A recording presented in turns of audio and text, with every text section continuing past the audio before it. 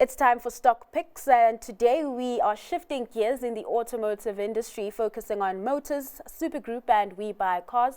Joining me to steer us through with his analysis of these counters is Mutooni from Sanlam Investments. Roy, thanks so much for your time this afternoon. So as mentioned, all the stocks you've picked have exposure to the vehicle market through dealerships, whether it's the new or the used car market. Let's start off with Motus, right? So the last set of numbers, they weren't that great, with the local retail division taking strain as more consumers traded down cars for more affordable ones. Just take us through why you're seeing value in that counter.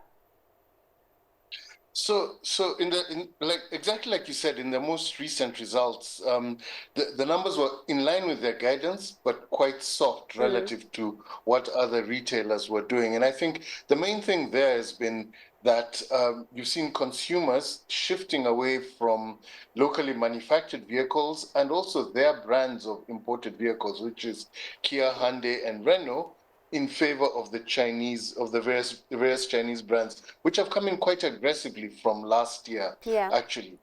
I think in the results, what we saw management doing was they've got a strategy to counter this. So they've applied to get a number of dealerships from the Chinese players, and they've been successful with a few. And they're also bringing in their own entry-level vehicle, which is the Tata, that they'll start bringing in later on this year. That is from India. It competes head-on directly with the Chinese. And in addition, in their core Kia and Hyundai business, in their import distributorship business, what they're doing is they're growing the focus on affordable vehicles that are priced between 350 and 600,000 rands, which seems to be the sweet spot for consumers right now. So in terms of flexibility, it looks like they've been able to react relatively quickly by switching their supply chain and where they're sourcing all these models from. The last thing I read about Motus was that they secured about 8 partnerships with these Chinese brands. I know Supergroup, their vehicle dealership a unit, also doing the same. Not as big as Motus, but I know they've just secured a partnership with Jator. Just walk me through your analysis on that group. Also very diversified, not just operating in that space. So Supergroup is going through what I might call a full life transition right now. There was a big component of it that was actually listed in Australia that they've sold, and quite a significant chunk of those proceeds will be paid out to shareholders. Here, they're also trying to get rid of some businesses in Europe. So before all of these troubles, they had a business in Southern Africa, in the UK, in Europe, and Australia. When all of this restructuring is done, they'll be primarily South Africa with a presence in the UK and a small presence in Europe. So they're more diversified. They're more logistics players. They play alongside the chain from large, heavy commercials. They also rent out their vehicles, and they actually do logistics on behalf of big retailers. So that's different from Motus, because remember, Motus came from the Imperial Group, which was previously very similar to Supergroup. Motus is purely a retailer. These guys are a logistics services provider and a dealer as well. So a more streamlined business, a more streamlined, smaller Supergroup is what's making it attractive at this point. And I guess that dividend that's about to come through. Yes, that dividend's about 16 rands. The share is trading at, well, last time I checked, in the high 20s. So that's going to go into shareholders' pockets. It's going to be a lot more focus. It's going to be a lot more SA Inc., which comes with its own risks. But as well, it allows management to focus on the business here.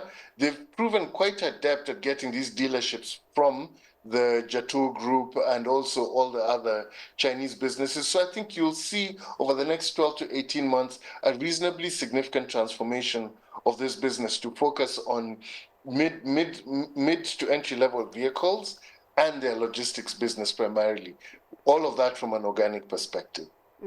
Let's move over to WeBuyCars, really a market fave since being unbundled from Transaction Capital, and that group benefiting from the increased sales in the used vehicle market. Just your analysis on that counter. So the thing about WeBuyCars that makes it different from Motus and Supergroup Yeah. is that they're not dependent on any particular OEM. So they'll buy Ah. everybody's car. It could be Chinese, whichever car it is, so long as you can drive it into one of their inspection halls, they will buy it. Where they've benefited from is that they're consolidating that used car market. There's never been a single big player, so everyone plays in it, including Supergroup and Motus. But those other companies focus on the 1 to 3 to 5 year old used vehicles, which are generally being traded in after paying down the financing. We Buy Cars deals with cars that are as old as 12 years old, effectively. So that's not a place where you've had a big player up until now. What they're trying to do is to encourage people to trade their cars more often. So that increases the size of that market.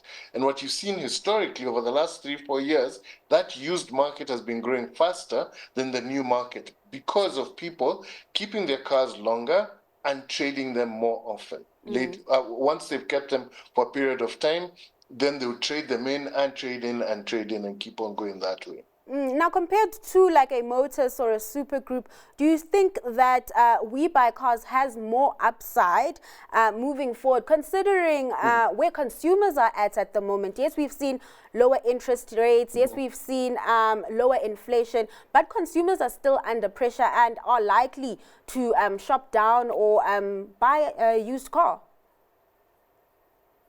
Without a doubt, the business model that they've chosen favors value-seeking consumers because if you think about it, if you buy a 10-year-old car, your level of depreciation tends to be a whole lot lower. Yes. In fact, there's very little there. You trade it after 2 or 3 years, get into another one.